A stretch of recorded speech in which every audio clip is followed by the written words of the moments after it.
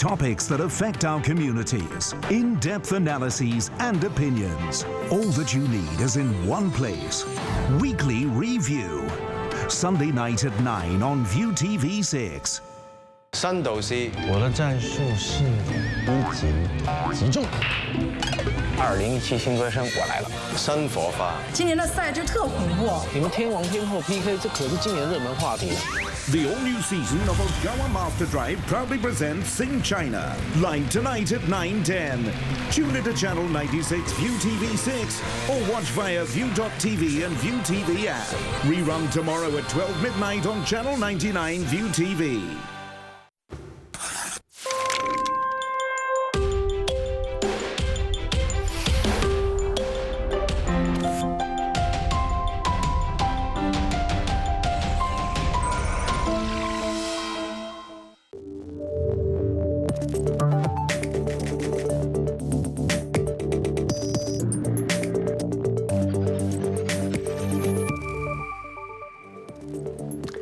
Hi there, and a very good evening to you. I'm Patrick Volk in Hong Kong. You're watching ViuTV News. Coming up on tonight's show.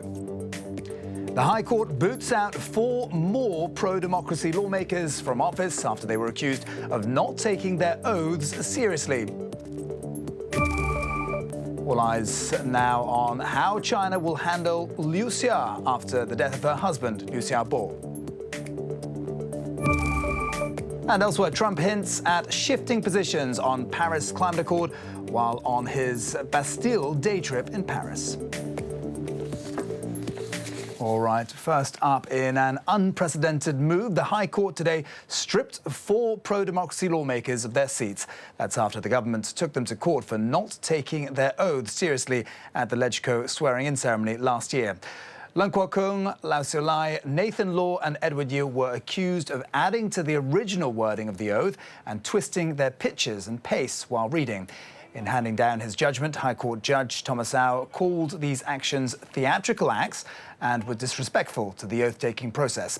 The ruling will be backdated to October last year. This now means that the Democratic camp will lose its vetoing power in Council. Well, after the announcement, Finance Committee Chairman Chan Kin-por immediately suspended today's meeting. The 4 lawmakers who were disqualified were all present at the time. They later told the media they have no regrets over the time spent in the legislature monitoring the government and will begin preparing for the by-election for their vacated seats. Now, the death of Chinese Nobel laureate and dissident Liu Xiaobo last night has rattled the world. The Shenyang hospital where Liu received treatment said he had passed away painlessly with his family by his deathbed. Liu's final words to his wife Liu Xia, who has been under house arrest, was to live on well. And as Grace Lee reports, all eyes are on how China will handle Liu Xia from now on. It's quiet outside the home of Liu Xiaobo's widow in Beijing. The Nobel laureate's wife, Liu Xia, nowhere to be seen on Friday. Her freedom is now a top priority for family, friends, and Western rights groups after her husband died in Chinese custody the day before. The High Commissioner is urging the Chinese authorities to guarantee Liu Xia's freedom of movement and to allow her to travel abroad if she so wishes. She's been under house arrest since her husband was jailed in 2009 for subversion of state power, and friends say they haven't been able to contact her since Liu's death. The doctors who treated Liu Xiaobo do say she was with him at the end. When Mr. Liu Xiaobo died, he wasn't in pain. He was very much at peace because all of his relatives said their goodbyes beforehand. He was moved to the hospital from jail to treat late-stage liver cancer. Calls came from around the world for Beijing to allow him to get treatment abroad, calls that were ultimately brushed off. Now questions are rising over his funeral, supporters urging authorities to release his body for a public funeral. But that's going to be tricky with China's clampdown on dissent under Xi Jinping. Most in the mainland don't know about Liu's work. I haven't seen any news about this. But those who do are quietly finding ways to remember the dissident's legacy in the country where he died a prisoner. Now, earlier today, Chief Executive Carrie Lam was asked about her administration's reaction to the mainland's treatment of Liu Xiaobo, and this is what she had to say. By saying that when we said we should uphold and respect one country, 2 systems, that means we do want the central authorities to respect the Hong Kong system, and we too should respect the mainland system. Well, in Hong Kong, Liu Xiaobo is certainly being remembered, where pro-democracy protesters have been gathering outside Beijing's liaison office to call for his release. And since his death, to mourn for him, I'm now joined by the Secretary-General of the Hong Kong Alliance in Support of Patriotic Democratic Movements of China, Cheuk, who has been organising events in support of Liu. Thanks for joining us. The Norwegian Nobel Committee said China has a heavy responsibility over Liu Xiaobo's death. How do you think Beijing is going to respond to these criticisms that they've been hearing from world leaders? When Xi Jinping, very obviously decided not to let Liu Xiaobo go, so, in a way, you don't care about criticism. It's a very, humble request to be free, at his last hour, and that was denied by Xi Jinping. So very obviously, he don't care about world opinion. And I think it's very hypocritical that the hospitals try to say that, he cannot be moved. But that is already final hour. If the decision was made earlier by Xi Jinping before he went to Berlin, Liu Xiaobo can travel. And so we are so angry because it very obviously, firstly, there's a delay in treatment. Then he was not allowed to be treated outside. So they let him die in the hospital, and so they are responsible. Right. Well, all the attention now is turned towards his wife. Do you think there are any chances of Liu Xia being able to leave the country?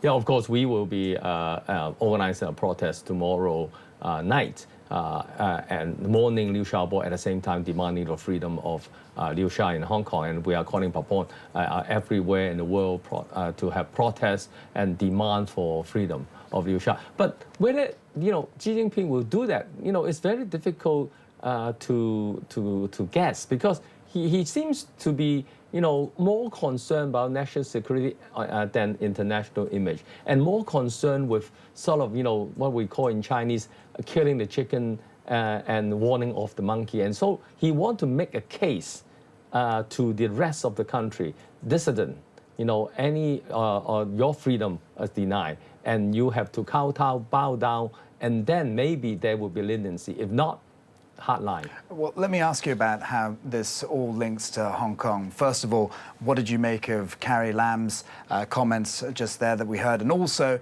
you think that this is very much linked to the disqualification of the lawmakers in Hong Kong today. How exactly are they linked, do you think? Firstly, when China can treat one person in this way, such a hardline and unsympathetic, inhuman way, how do we expect them to treat 7 million people seriously? Our freedom, our democracy. And very obviously, the disqualification of the pro-democracy legislator, is prompted by the National People's Congress interpretation of basic law. So they are doing that to Liu Xiaobo and doing the same thing in Hong Kong. And Carrie Lam is just there, I cannot do anything. So I think it's up to us to fight back, including democracy in Hong Kong, our freedom, our system, and our one country, two system, and also to support the freedom of Liu Xia. All right, Cheuk, thank you very much indeed for joining us. All right, to our next story now. And security is tight in France as Bastille Day celebrations go ahead. US President Donald Trump is there to take part as a guest of honor. After talks with French President Emmanuel Macron yesterday, Trump said the friendship between the two nations was unbreakable. The trip was designed to improve relations between the two countries after a rocky start, in particular with the very public disagreements over the Paris Climate Accord. But the US President, who pulled America out of the agreement last month, was coy about suggesting that could change. Yeah, I mean, something could happen with respect to the Paris Accord. We'll see what happens. But we will talk about that over the coming period of time. And if it happens, that'll be wonderful. And if it doesn't, that'll be okay, too. Meanwhile, the US president's trip has been overshadowed by drama back home. At a news conference, he defended his son, Trump Jr., who revealed this week he'd met with a Moscow-linked lawyer during the 2016 election. The lawyer was offering damaging information on Democratic rival Hillary Clinton. He took a meeting with a Russian lawyer, not a government lawyer, but a Russian lawyer. I do think this, I think from a practical standpoint, most people would have taken that meeting. It's called opposition research or even research into your opponent. Staying in the US, and the revised Republican health care bill unveiled yesterday has already drawn criticism from both hardline conservative and moderate party members. That's spelling trouble for the Republican push to replace the so-called Obamacare. The amended bill tried to play to its undecided conservatives by letting insurers sell cheap, bare-bones policies while retaining key taxes on the wealthy. Senate Majority Leader Mitch McConnell wants to hold a vote on the new bill next week, but just 3 no votes from Republican senators would sink the legislation, with Democrats united against it. Moderate Republicans looking at this bill should be able to see that the incredibly modest change to the tax provisions, the small pot of funding for opioid abuse treatment, these other tweaks around the edges are like a drop in the bucket compared to what the bill does to Medicaid, to seniors, to Americans with pre-existing conditions. In other news in the US, a 20-year-old man has confessed to killing 4 men who had been missing for days in Pennsylvania. Cosmo Donato also admitted to burying their bodies on a farm owned by his family. Police have now found at least 1 body on the rural farm north of Philadelphia. Dozens of police and FBI officers are involved in the recovery efforts. The 4 men, who were all around the same age as Donato, had been missing since Friday. Donato's lawyer said his client confessed as part of a deal he struck with prosecutors. The Commonwealth will not be seeking the death penalty. So Cosmo was spared life in terms of giving all of his relevant information that he possibly could. Now, Rohingya Muslims face grave violence and turmoil in what was supposed to be the safe haven of Bangladesh.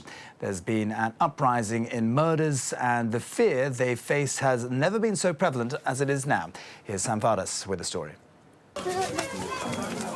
They fled persecution in Myanmar, and now in what's supposed to be a safe haven in neighbouring Bangladesh, Rohingya Muslims are again fearing for their lives.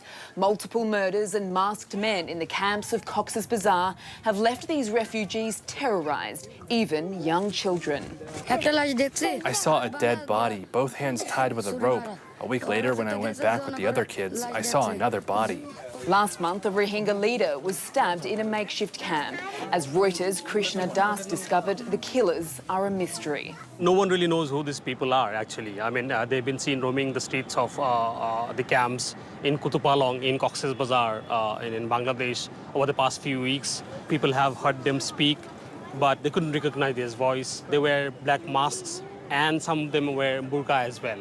We have asked police about these people, but unfortunately, they're not really sure yet. There have been arrests in connection with the crimes, and police have upped their patrols in the camps. But refugees say they're still afraid, and some tell Reuters